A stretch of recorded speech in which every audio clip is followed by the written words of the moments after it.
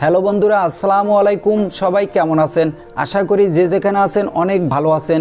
বন্ধুরা, আজকে ভিডিওতে আমরা কথা বলবো Realme Q4 5G এই ফোনটি নিয়ে।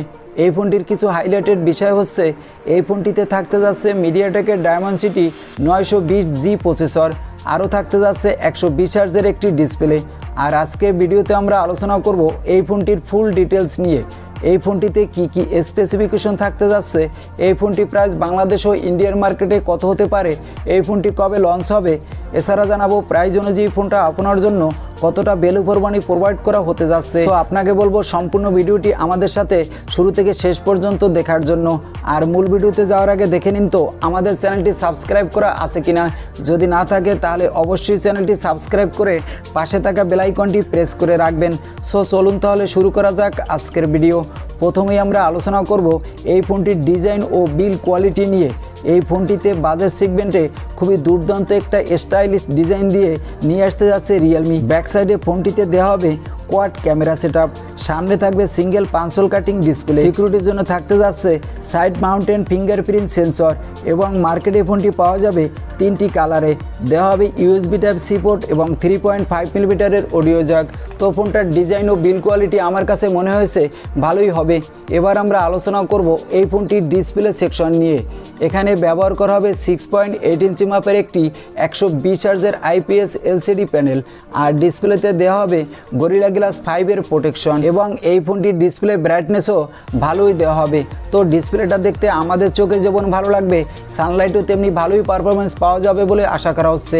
আর এখানে 120 হার্জের ডিসপ্লে দিয়ে নিয়ে আসার ফলে এখানে ডিসপ্লেতেও ভালোই স্মুথ পারফরমেন্স পেয়ে যাবেন। এবার আমরা আলোচনা করব এই ফোনটির ক্যামেরা সেকশন নিয়ে।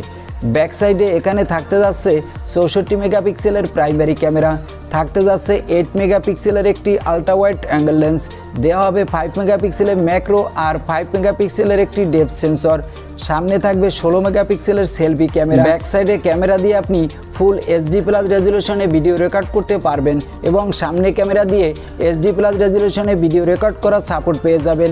আর এই ফোনটিতে সামনে পিছনে দেওয়া হবে OIS, যাতে করে আপনি নড়াচড়া করা অবস্থায়ও ভালোই স্টাবলিশ ভিডিও রেকর্ড করতে পারবেন।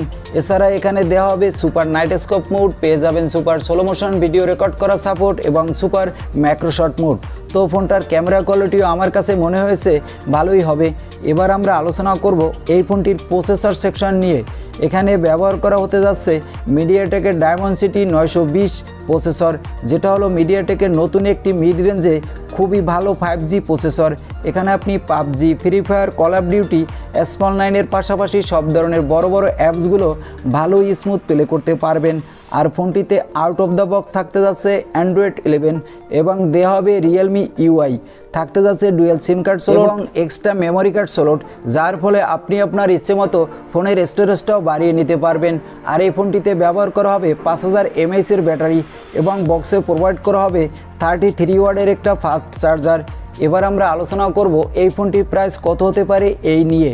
এই ফোনটি প্রাইস হবে ইন্ডিয়ান রুপিতে 14 থেকে 15,000 রুপির আশেপাশে, যেটা বাংলাদেশে মার্কেটে পাওয়া যাবে 20 থেকে 21,000 টাকায়। তবে আমার কাছে মনে হয়েছে বাংলাদেশে মার্কেটে এই ফোনটি না আসার সম্ভাবনাও বেশি। যদি আসে তাহলে রিব্র্যান্ডেড হয়ে অন্য কোনো নামে রিয়েলমি আমাদের মাঝে নিয়ে আসতে যাচ্ছে, তবে এটা কনফার্ম বলা যাচ্ছে না। আর চায়না মার্কেটেও এই ফোনটি আর কিছুদিনের মধ্যে লঞ্চ করতে যাচ্ছে। আর এই ছিল আজকের ভিডিও। আর ভিডিও কেমন লাগলো তা অবশ্যই কমেন্ট করে জানাতে ভুলবেন না। ভিডিও ভালো লাগলে একটি লাইক করে দিবেন এবং আমাদের চ্যানেলে নতুন হলে সাবস্ক্রাইব করে পাশে থাকা বেল আইকনটি প্রেস করে রাখবেন।